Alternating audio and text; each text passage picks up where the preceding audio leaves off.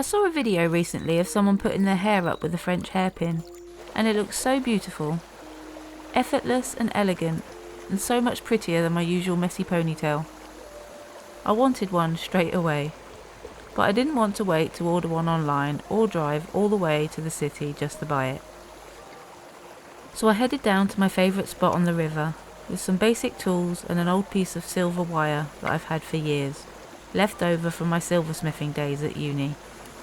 I've carried it with me from place to place, always meaning to make something with it, and never quite getting around to it, so I decided that today was the day.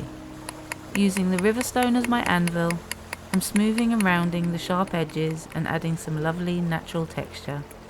And while I could have done this at home at my dining table, being out here, surrounded by nature, feels so much more memorable. I feel alive when I'm outside, awake, energized.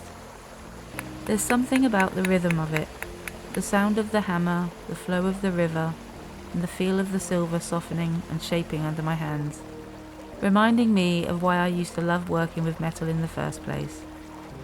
It feels right that tiny specks of silver return to where they came from.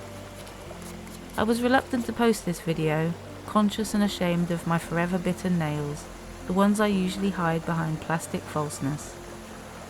But today I decided to bear all, and brave any potentially hurtful comments, because life is short, and while my hands may not be the most beautiful, they can still create beautiful things.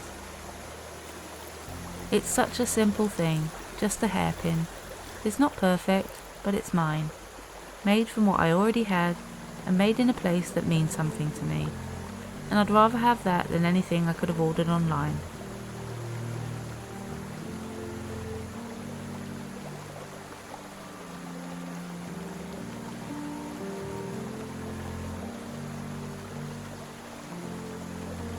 As always, I hope this video has left you feeling inspired, maybe to make something for yourself today, or at least to get outdoors for a little walk.